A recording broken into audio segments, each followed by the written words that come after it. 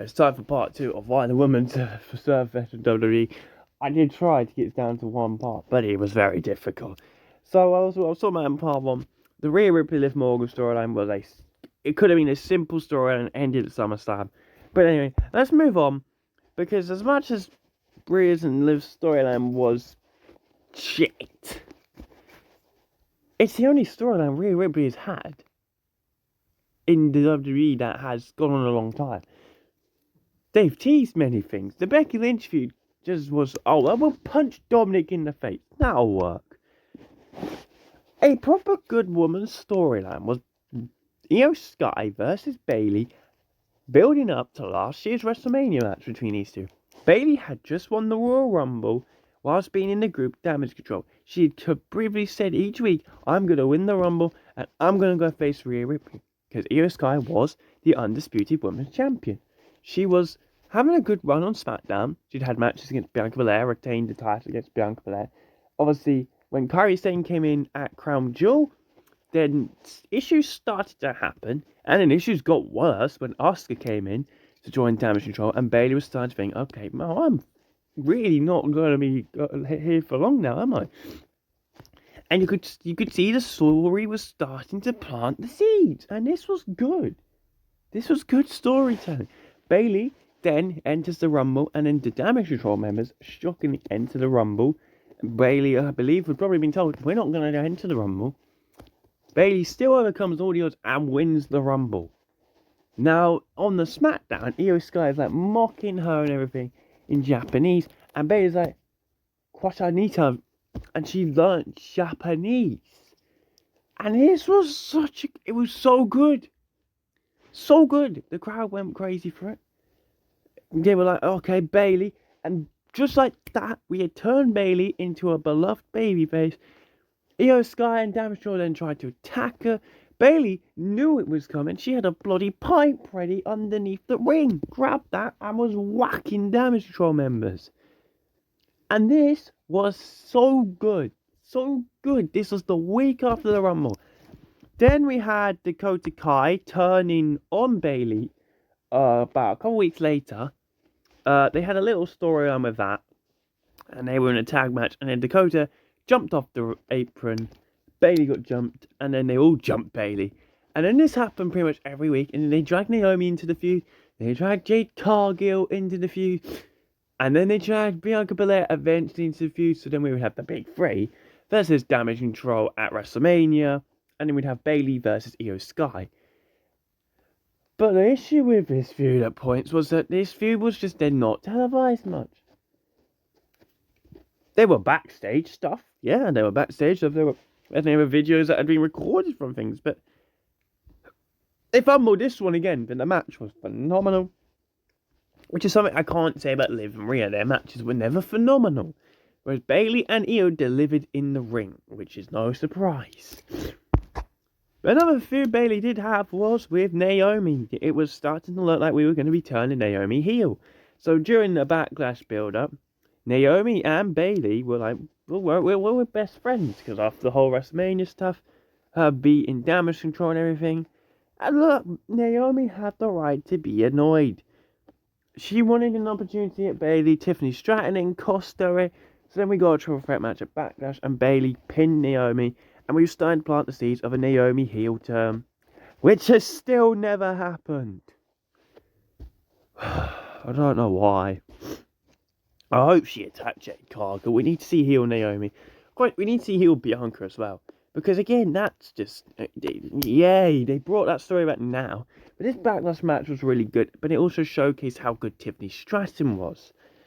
And this was also a very good match for Bayley's title reign. And Bayley was carrying the women's division on SmackDown because no one else was there. They didn't give Io Sky a rematch. I don't understand why. We just cut that story.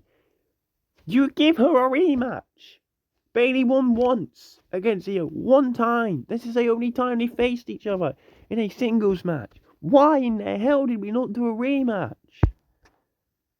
Damage Control again got sent to Raw. So yeah, Io lost the title and then they were shipped off the Raw for no apparent reason. I do not understand why we didn't get a Bayley and Io continuation of the story which was going so well build up to Mania. Then the match was phenomenal. Why didn't we do a rematch? Sure, I loved the match between Bayley, Tiffany, and Naomi at Backlash, but you could have done that at a different show. And we did multiple times to Bayley v Naomi and Bayley Tiffany. Multiple times in the year. But Io never got a rematch against Bayley, and I just don't understand why. Why you don't give one of the best matches a second rematch. And Damage Control did nothing on Raw. They did nothing. They're starting to do stuff now. We got the Io Sky push, but did she win the Rumble? Oh, no, she didn't win the Rumble. Of course not. It was Charlotte Flair. Now, we brought in the Women's Intercontinental Championship in 2024, which Lyra Valkyria won. Now, it was a tournament to decide who would be into the final, and that was all good. It all started off really well. They were doing really well with it. And then she hasn't defended it. She hasn't defended it since. She beat Dakota Kai, and that's it. She won the title and hasn't defended it. And I believe it's been nearly a month now. The whole tournament build-up was really good. And I had high hopes. And they didn't even put this on a Saturday Night Main Event. No, it was on the Raw. The final was on Raw Netflix. The second week of Raw Netflix. And okay, fair enough. Lyra winning was the right choice. But she hasn't defended it. Now, she is soon to defend it against Dakota Kai again, after Dakota Kai won another number one contenders match, beating Ivanhoe, even though we were pushing the Ivanhoe versus Lyra Valkyria feud, and now Dakota Kai wins the match. Again, make it make sense. The stories do not make sense in this company at the moment for the woman. Now, on the other side, SmackDown, Chelsea Green won the Women's United States Championship in the tournament, which I would say was the best tournament, and she also won it at Saturday Night Main Event. No, it's not a pay-per-view, but it's probably better than winning it on Raw. And Chelsea Green has defended against Meechin once, twice, 3 times. The same person. I like Meechin, but it's time to give someone else a chance. Seriously, give me a no one contenders match for the Women's United States Championship, and for Christ's sake, put someone else in instead of Meechin. Just Chelsea Green beat Meechin clean? No, and no. No, she hasn't. Of course she hasn't. One of them was a DQ. One of them was thanks to Piper Niven. I think the other one was thanks to Piper Niven as well. Just repetitive. It's repetitive. But at least Chelsea's defending the title. But then also, Lyra Valkyria got pinned by Bayley in a qualifier for the Elimination Chamber. Don't know why she was in a qualifier if we were going to have a pin. And Chelsea Green also got pinned clean by Naomi in a qualifier for the Elimination Chamber. So yeah, your 2 champions just got pinned clean. Well done. Going on to the big 3. Bianca Belair, Naomi, and Jade Cargill. The big 3 building up to last year's WrestleMania. It was such a cool moment to see.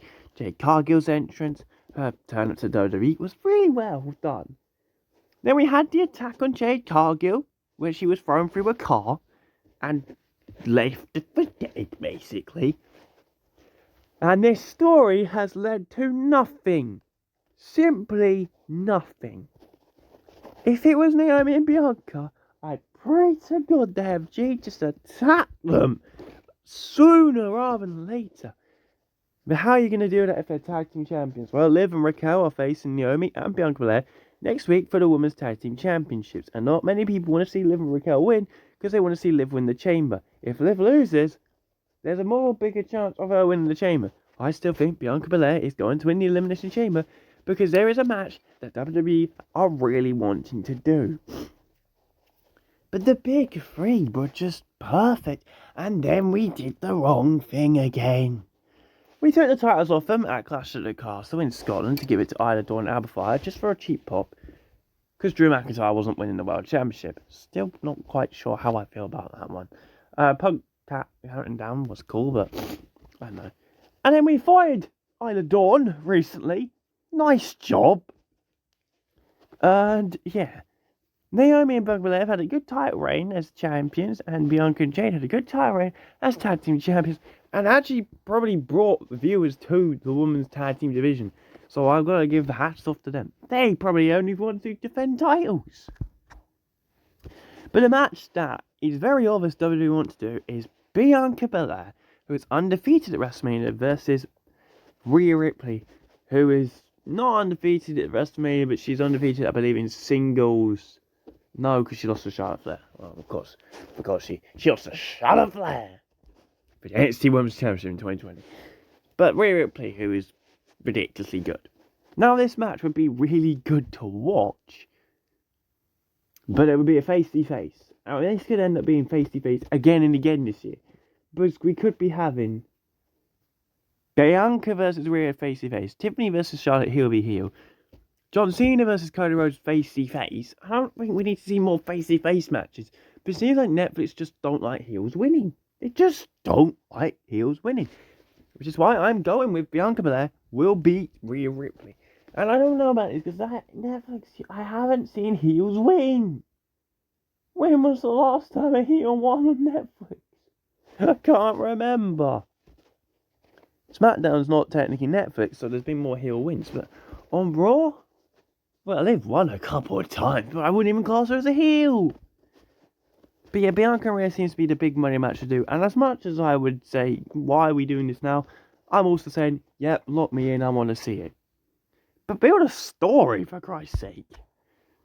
Bianca Belair's got the potential to be a literal Hall of Fame already. She's beaten Becky Lynch. She's beaten Sasha Banks. She's beaten... I'm going to say she's beaten Bayley. I'm pretty sure she's she's beaten Bayley. And we haven't seen her face Charlotte Flair, I don't believe, although I believe she might have faced on an episode of Raw once. But she's nearly beaten all the 4 horsemen. Bianca Belair is unbelievably good. And this match would be really unpredictable. She's undefeated at WrestleMania, so would she finally lose? Maybe. The Women's Evolution in 2018 seemed to be the fixing of the women's division. You had the pay-per-view Women's Evolution, and recently it's been brought up that they want to try and bring it back. Bayley keeps saying that we should bring the Women's Evolution pay-per-view back, and I hear it. Because this was a great time for the women's division where they were starting to get put more and more on TV. 2015 we had to give Divas a chance, and it worked, okay? They got the chance. They brought up Becky Lynch, Sasha Banks, Charlotte Flair, as well as eventually Bayley was brought up from NXT, which brought up the 4 horsewomen. Now I'm looking at it now, and I believe, there is a new 4 horsewomen from the NXT division. Definitely, it's Roxanne Perez, it's Juliet, Stephanie Vicur, and it's Jordan Grace. In the main roster right now, it's Tiffany Stratton, it's Bianca Belair, it's Rhea Ripley, and I can't believe we're going to say it's between Liv Morgan and Io Sky, and it depends who really gets featured on TV more often. But it's definitely time to probably bring back this pay-per-view one more time. If you want to show you we're giving the woman a chance, that you've got to bring the show back. Because it was a good show as well. And give more women promo time. Because to build a feud, you've got to talk on the mic and stuff. They're just not doing it. Liv just runs away from Rhea Ripley every single time. So, Rhea's here. Run! Why? Promos were good. They were good promos back in the day. Liv can cut a promo. Becky Lynch can cut a promo. Bianca Belair can cut a promo. You need that to build a story, though. And that's what I'm talking about. And WrestleMania this year, it is a possibility that there won't be many women's matches. And in the women's division, they have discussed Triple H not happy about being shown into just a tag team match, a 6-woman tag match, 8-woman tag match just to go on the card.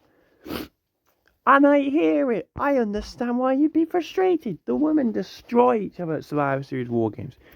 Yet this year's one wasn't great because, again, the booking was terrible and Rhea Ripley beat Liv Morgan again when you could have pinned anybody else in that match. But they always cook it at the Elimination Chamber. The Rumble was good until Charlotte Flair came in. And then, look, they just have great matches. But to have great matches, you also need to have a good story. And there is not one woman storyline right now, which is going on, which is good. Apart from possibly building back up the Jade Cargill storyline of who attacked her. Now, big shout out to probably the only thing that's kind of keeping the women's division alive on TV. Liv Morgan, Raquel Rodriguez, Dakota Kai, and Io Sky had one of the best tag team matches just a couple of weeks ago on Monday Night Raw. And the reaction from people online, 5 stars, brilliant match. These women cooked, everything was fantastic. This match was brilliant. Liv got busted open yet again in the Io Sky match. What a surprise. And she continued to wrestle. It looked like she completely car right open. I don't believe she needed stitches in the end, but I'm not fully sure. But there's got so much potential. And the Liv, Raquel, Io, and Damage Control feud is cool and all. But again, they're main roster talent. I'm not going to say Raquel is a main talent. But the 3 of them are. Dakota Kai should probably beat Lyra Valkyria for the championship and then defend the title more often. Io Sky should have still been in the Elimination Chamber. She should not face Liv Morgan because he put himself in the back corner there. Now Io Sky is facing Rhea Ripley the Raw after the Elimination Chamber, and I think we all know, oh yeah, well, Rhea's winning. So how are we going to have Io get pinned again? And you just, the big issue people have was at the Royal Rumble. Io got eliminated. Bianca, Stephanie, Liv, Naomi, Raquel, I think Alexa. All these eliminations were so bad. But one of them was like 8 people were eliminated by Nia Jax. And it just looked like one of the worst eliminations because it just didn't look right at all. And it's because it just didn't work at all. And he did all this basically to make sure no one would be annoyed when Charlotte Flair won because Charlotte Flair didn't eliminate them. It was stupid.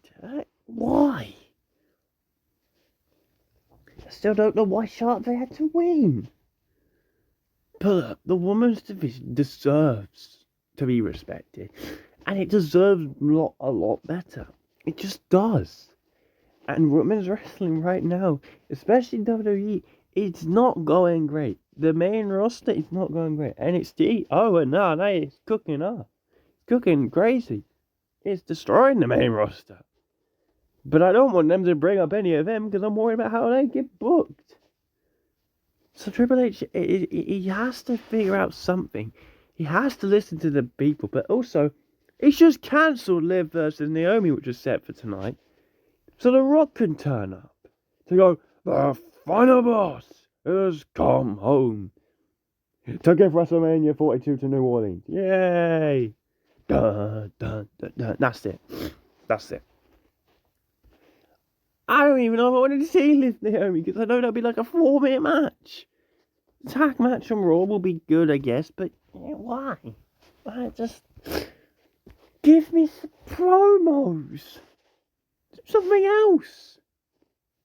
Anyways, that is my opinion on it.